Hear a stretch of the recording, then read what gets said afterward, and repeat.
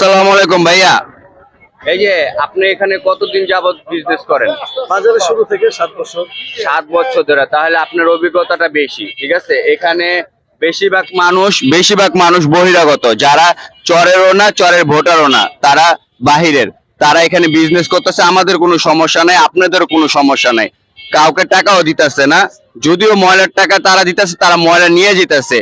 কিন্তু এই যে নদীর উপরে যে ময়লাগুলো ফালাইতেছে, এটা কি ঠিক করতেছে? এটা বেআইনি। এটা হচ্ছে আমাদের এই বুড়িগঙ্গা নদীটা, এই নদীটা আমাদের নিজেদেরই বাঁচাতে হবে। এটা সচেতন সবাই আমাদের নিজেদের হতে হবে।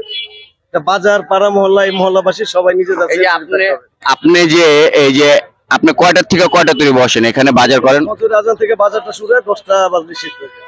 আচ্ছা, আপনি যে বাজার করার পরে তো আপনি বাসায় থাকেন, আপনার ওয়াইফ, আপনার আম্মা, আপনার বোন, তারা ঘুরতে আসে না? অবশ্যই, এটা তো আমাদের নিজের বাড়ি, নিজের এলাকা। এখানে আমাদের অপরিষ্কার থাকলে, নোংরা থাকলে আমাদেরই তো শরীর অসুস্থ হবে। অনেক মানুষ বাইরের থেকে এই শেখ জামালে আসার পরে দেখা গেছে এই যে ময়লার কারণে, দুর্গন্ধের কারণে এই যে এইগুলা যত রেস্টুরেন্ট আছে সেগুলো তো বসতে চায় না।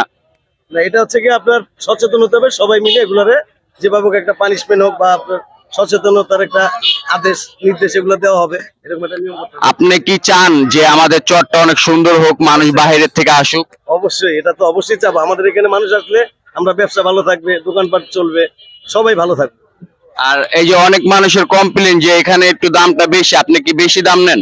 এটা হচ্ছে মূলত কি, আমাদের এখানে যে বাজারটা আসে সকালবেলা একবার টাটকা পিওর সবজিটা আছে, মাছ মাংস সবকিছু, এই জন্য একটু দাম 10-20 টাকা ডিস্টেন্স, এই আর কি। একটু বেশি, তাহলে সবকিছু ঠিক আছে। হ্যাঁ, আচ্ছা, ঠিক আছে। মানুষ, কাস্টমার আপনার বলবে যে যতই আপনি কমে দেন আর যাই দেন, বলবে আমি একটু বেশি হয়েছে দাম। এটা প্রত্যেকটা সেক্টরে।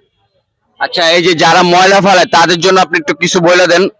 ময়লা ফলায় তারা এখানে যে কোনো বাজার, যে কোনো স্ট্যান্ড, যে কোনো কিছু পরিচালনা করার একটা দায়িত্ব লোক লাগে।